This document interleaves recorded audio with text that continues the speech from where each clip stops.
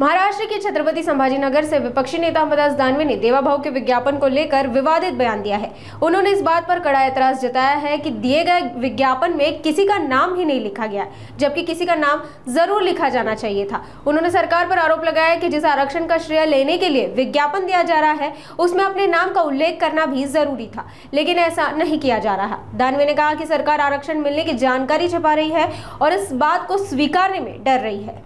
गणपती आज आपल्याला निरोप घेत आहेत आणि लवकर पुढच्या वर्षी लवकर या हा निरोप आपण देतोय आणि मला असं वाटतं तसं पाहायला गेलं तर आनंद पण आहे आणि दुःख पण आहे, पण दुःख याचं आहे की जातो याचा नाही, आनंद याचा की पुन्हा येणारच आहे।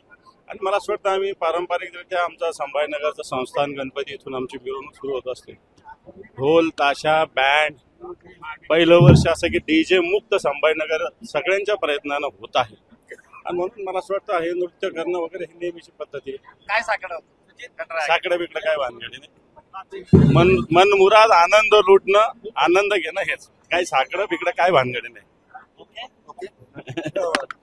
असं वाटतं कोणाचं तरी नाव लिहिलं पाहिजे, अननोन नावाने सगळ्या जाहिराती सगळीकडे दिल्या जातात, दम पाहिजे की नाव द्यायला।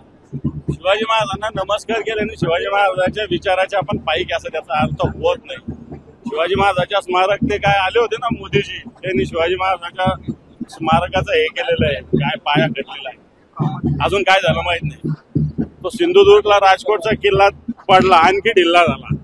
मला असं वाटतं नाटकीपणा आहे हा, त्याच्यामुळं आणि पुन्हा एकदा बाकी मराठा आरक्षणाच्या बाबतीत तेच सांगतात की फक्त हैदराबाद घ्यायसाठी एक पुरावा, ठीक आहे हैदराबाद घ्यायसाठी 100% मराठवाड्यात फायदा होणार आहे, परंतु हे सरकार सुद्धा घाबरतं की फायदा होणार आहे सांगायला, ते सांगतात की पुरावा।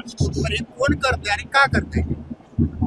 मताचं राजकारण हे सगळं सत्ताधारी पक्षाकडून होतंय। तसं मला असं वाटतं मराठा समाजाला निश्चित एक पाऊल पुढं का होत नाही, मराठा समाज या निमित्तानं आरक्षणाच्या माध्यमातून जाईल।